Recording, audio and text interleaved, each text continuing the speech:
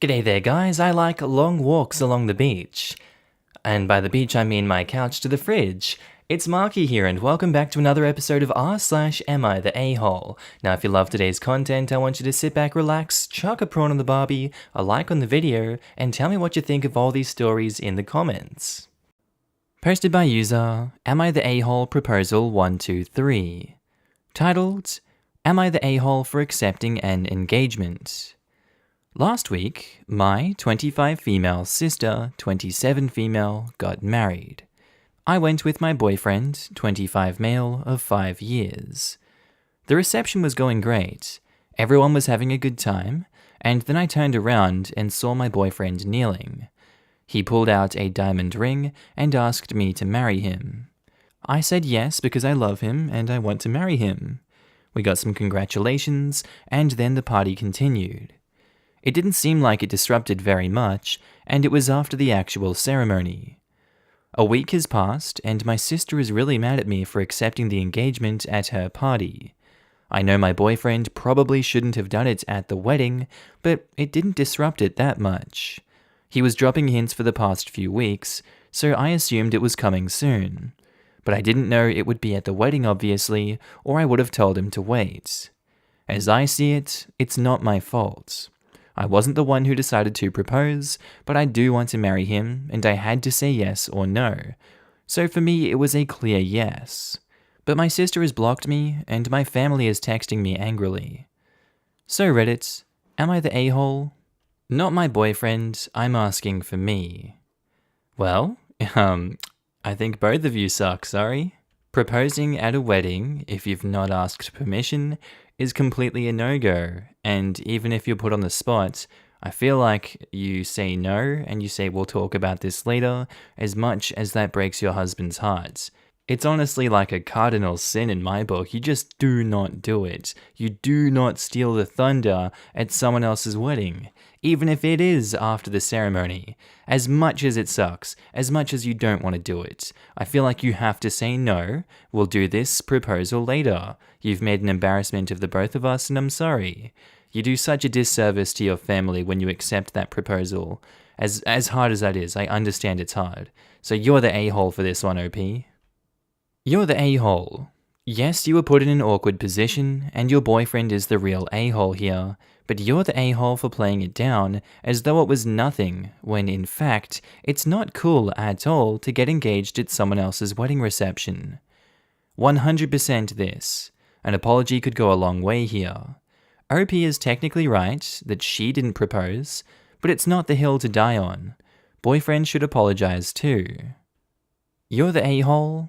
I was gonna say not the a-hole, but you've agreed to marry a classless a-hole, so it definitely calls your character into question, and your dismissive attitude towards your sister just rubs me wrong. I hope she announces her pregnancy at your wedding. Man, I'd feel some kind of way about it if my husband used someone else's special occasion for his proposal. It just seems so fudging lazy, like you weren't even worth the effort. My thoughts exactly. You're the a-hole, OP. When you saw him kneeling there, you should have said something to him then, especially since it seems like you were expecting a proposal soon anyway. Instead of making it special for you, he took the joy away from both you and your sister. Now this is the memory you'll both get to live with. Hope that it was worth it. Everyone sucks here. Your boyfriend is the huge, rude, insensitive a-hole. You know it, we all know it. But instead of telling him to apologize to your sister, and you apologizing as well, you were acting dismissive of her anger towards the proposal as a whole. Yep. Plus, OP could have shut him down. It's not hard to say, don't do this here. I mean, at that point, that would make a bigger scene. I don't see how OP could have avoided it, but her fiancé needs to apologize. Right?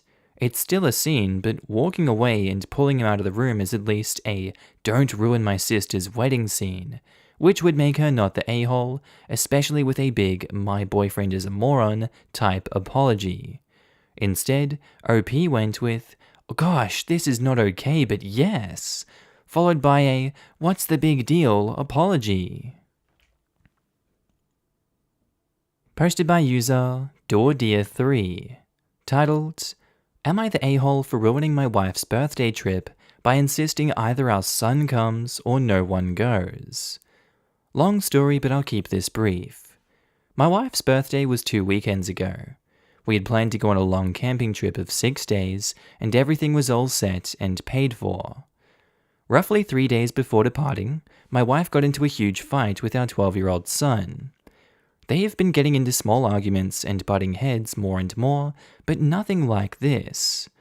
Apparently, he was playing Minecraft on her laptop and downloaded something that crashed the computer. Nothing too terrible, but my wife was worried her computer was permanently broken. So there was a pretty easy solution to everything. Go to a repair shop.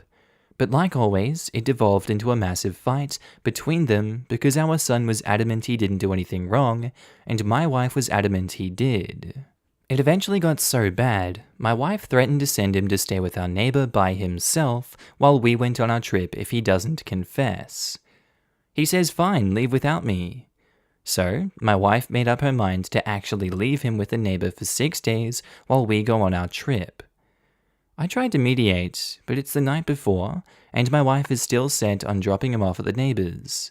He's also upset, and has packed his stuff in preparation. At this point, I basically put my foot down and said there's no way in hell we're actually doing this. This is insane, we're a family, and if we can't go together we shouldn't go at all.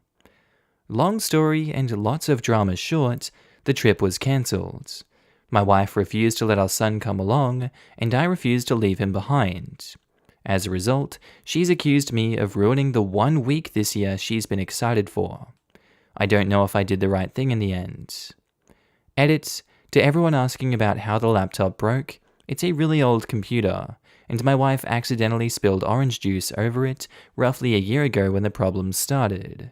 The computer honestly crashes all the time, and I've got no doubt my son's games overtaxed it and crashed it again, but I don't think his games were to blame for the problem starting. Edit 2, my son did have permission to play games and download specific mods related to the game, limited to a site that we trust, without our knowing. So he didn't really break any rules by playing the game or downloading, but the laptop was in incredibly poor shape, and what used to be fine no longer was. My wife just seemed to forget about all the other times the laptop crashed and pinned every problem on this one instance. I want to say everyone sucks here in this situation because this husband has done nothing to calm this wife down. It seems like he's been sitting on the sidelines this entire time. He would not be the a-hole if he mediated this from the start, instead of waiting it out and seeing if the problem fixes itself. I feel like you gotta have more self-awareness in these situations and be like, you know what? Maybe the worst thing could happen in this situation, and I should preemptively put the fire out. I should tell the wife, hey, You've messed up this computer, you've spilled orange juice on it. He's a kid, he's 12 years old, he likes to play games.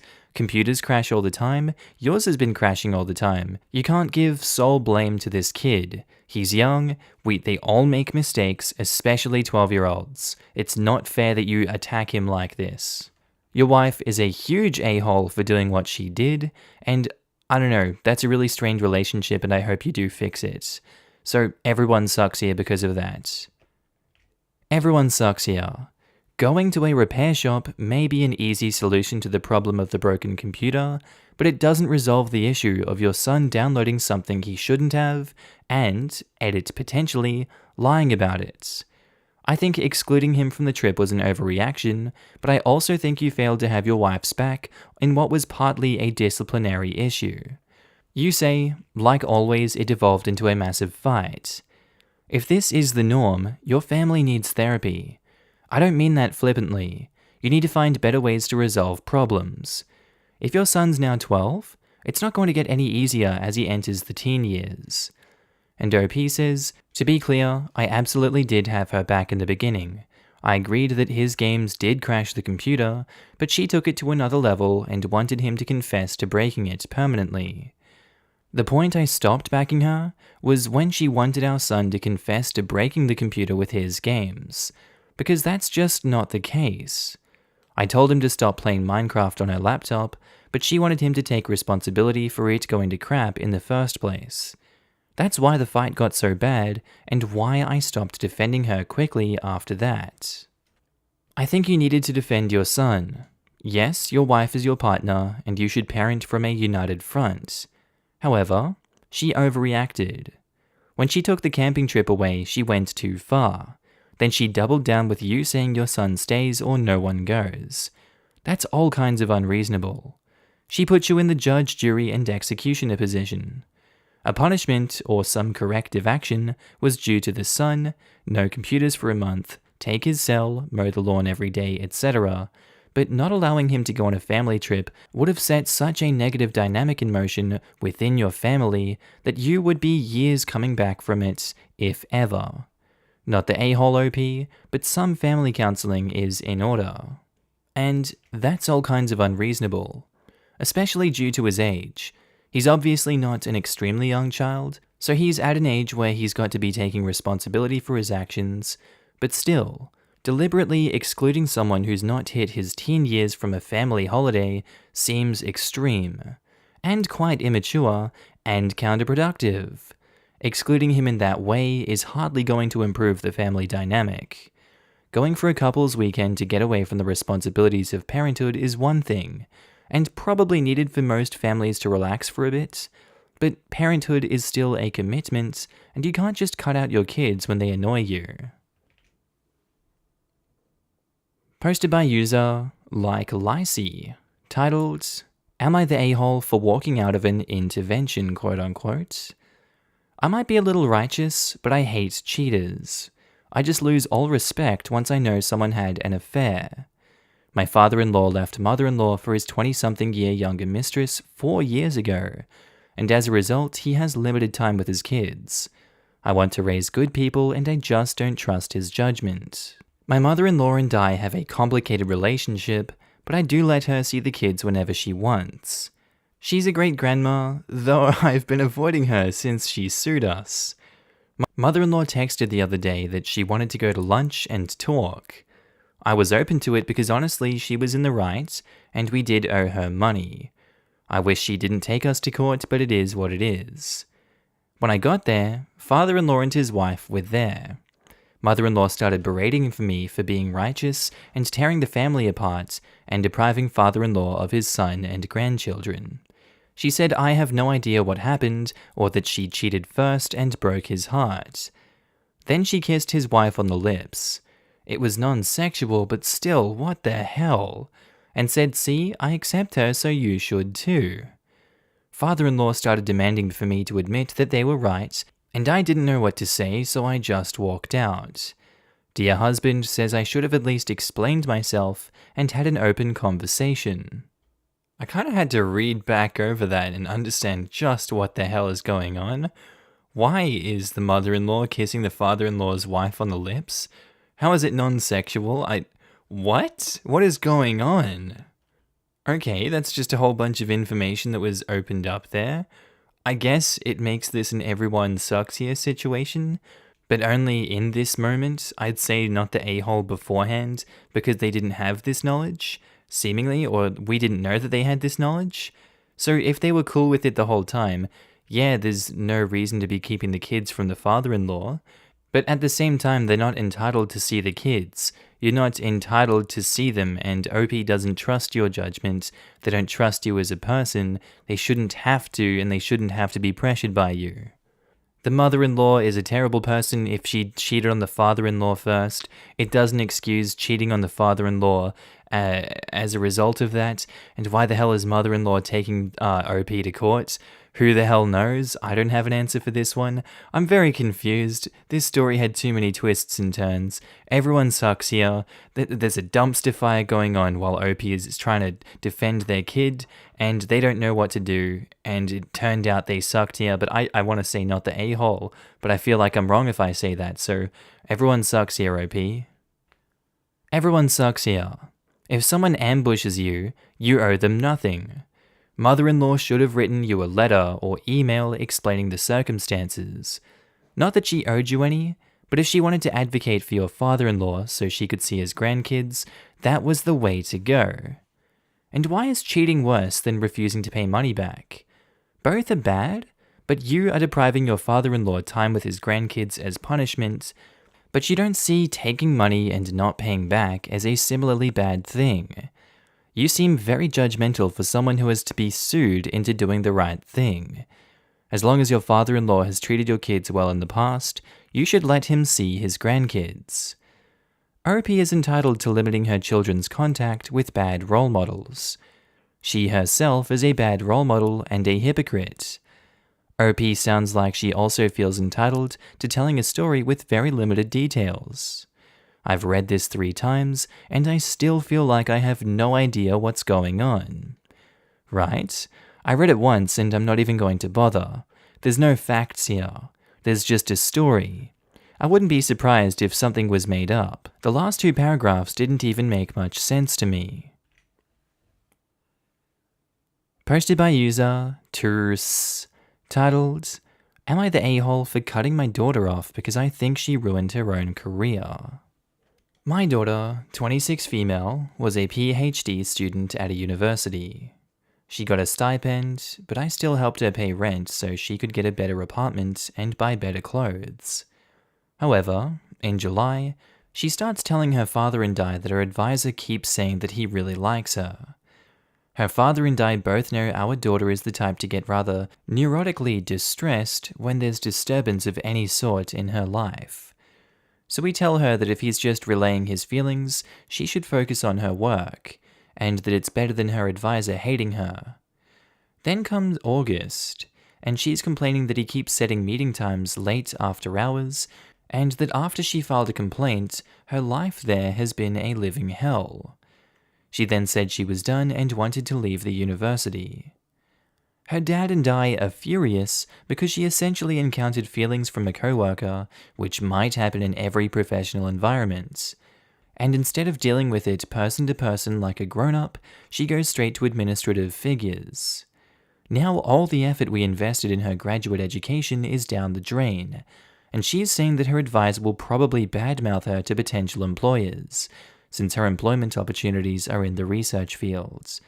And it's a shame, because previously she had been doing better than her peers and getting ahead, but then she goes and decides to shake things up with her advisor.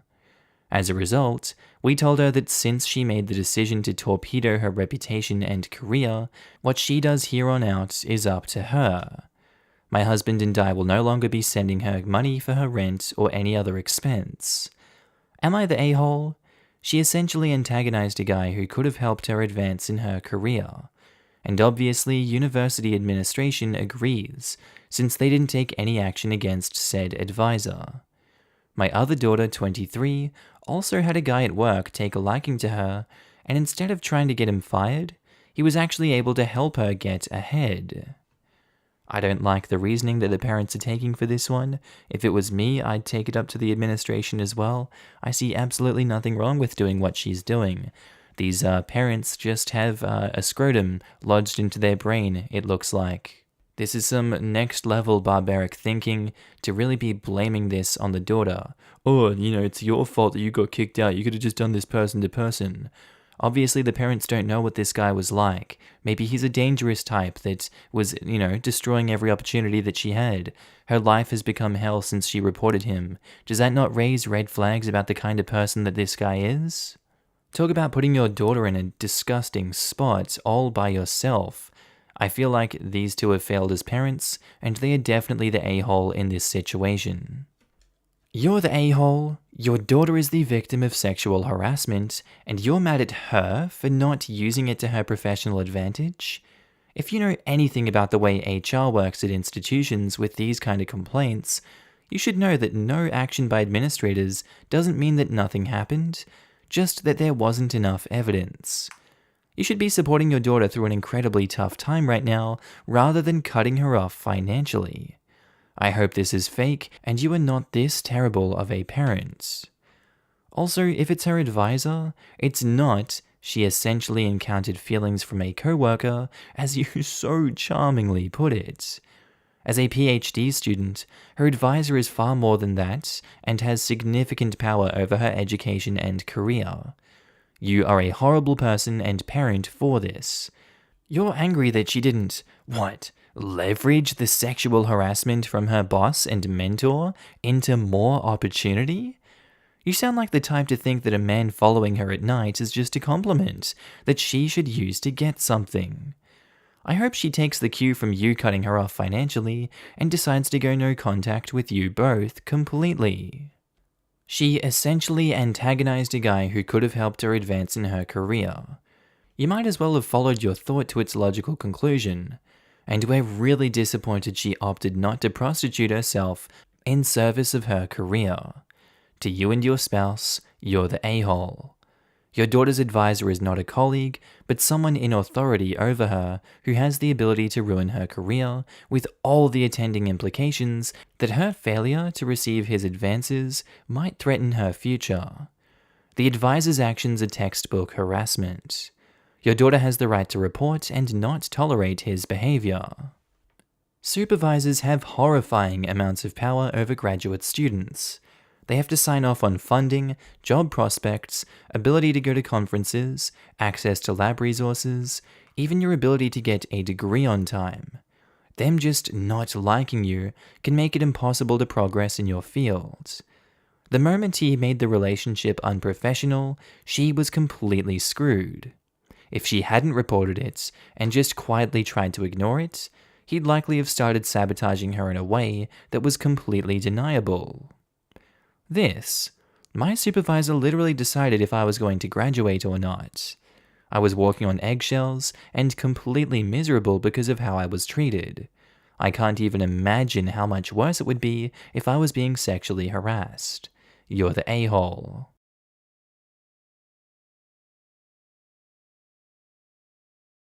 Alright guys, that's where I'm going to end today's video. I really do hope you enjoyed it, and maybe even learned something that you didn't know before. If you haven't already, please do feel free to click that like button, as it really does help me in the YouTube algorithm. And if you haven't already and you loved today's video, please feel free to subscribe. I would love it a lot. Also, big shout out to all my Patreon members and channel subscribers. You guys are all up on the screen right now. I love you. I love your faces. Also, I love seeing you guys all chatting down below in the comments. It brightens my day to see the stories that you guys share and just the kind words you guys always have for my videos, as well as everyone else in the videos. I love you too. But honestly, your ongoing support means the world to me, and I just love it so much that you guys are able to support a career for myself that I invest so much time into. And you guys honestly motivate me to work harder each and every day to put more love into the videos for you guys. If you guys have watched this far in the video and you haven't already subscribed on Patreon or become a channel member, that's cool, you don't have to, but there are links down below. You can donate any amount of money, pledge that any month, cancel whenever. I'm completely cool with it. It's just there for you to support me if you'd like to go the extra mile. And I'll go the extra mile for you guys by putting out new amazing content every single day. With that said guys, I really hope you have a good day, night, sleep, bath, time at work, whatever you're up to today. This has been Markee. I'll see you in the next amazing video. Bye.